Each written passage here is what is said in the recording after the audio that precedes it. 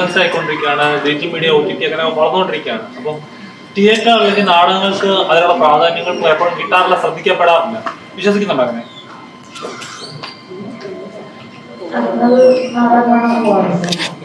Last കണ്ടിട്ട് ഒരു മാസത്തിലേറെ ഞാനിവിടെ സ്റ്റുഡിയോയിൽ, നമ്മുടെ ഗ്രീൻ സ്റ്റുഡിയോയിലുള്ള ഒരു നാടകം വെളിച്ചം എന്ന് പറഞ്ഞാൽ ഏകദേശം ഒരു സ്കൂൾ ലൈഫിൽ ഒരു 8-10 കണ്ടിട്ടുണ്ടോ? 8-10 കണ്ടിട്ടുണ്ടോ? ഇഷ്ടംപോലെ കണ്ടിട്ടുണ്ട്.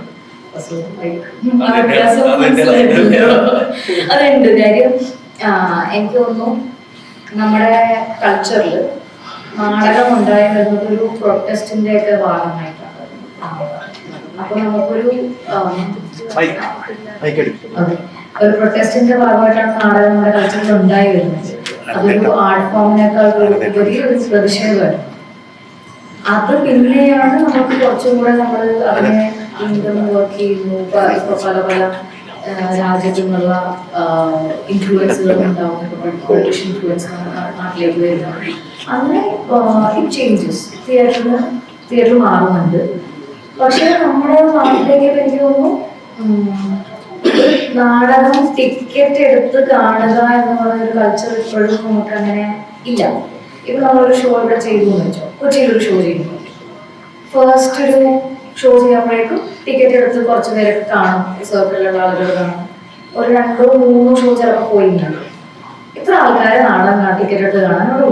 ഒരു 3 ഷോ എടുക്കുന്ന ആൾക്കാർ. പിന്നെ നമ്മൾ കണ്ടത് തന്നെ വീണ്ടും ഉള്ളൂ. അപ്പൊ നമ്മുടെ കൾച്ചർ ഇല്ലാത്തത് കൊണ്ട് തന്നെ ഇതിൽ നിന്ന് നമുക്ക് ഈ ഫണ്ടിങ് തിരിച്ചു കിട്ടാനുള്ളത് ഭയങ്കര ബുദ്ധിമുട്ടാണ്. പക്ഷെ സിനിമയ്ക്ക് ഇറ്റ്സ് മോർ പോപ്പുലർ. പിന്നെ ഒരു സിനിമ ഒരിക്കൽ ഷൂട്ട് ചെയ്ത് കഴിഞ്ഞാൽ പിന്നെ എവിടെ വേണമെങ്കിലും കാണിക്കാമെന്നുള്ള ഈസി ഒരു ഓപ്ഷൻ ഉണ്ട്.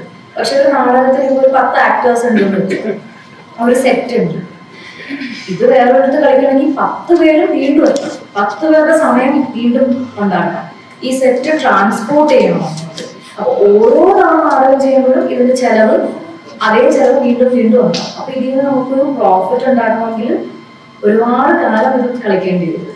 അപ്പൊ അങ്ങനത്തെ ഒരുപാട് ബുദ്ധിമുട്ടുകൾ ഉള്ളത് കൊണ്ട് തന്നെ നാടകം സിനിമയുടെ അത്ര പോപ്പുലർ അല്ല. പക്ഷെ അതേസമയം നമ്മളിപ്പോ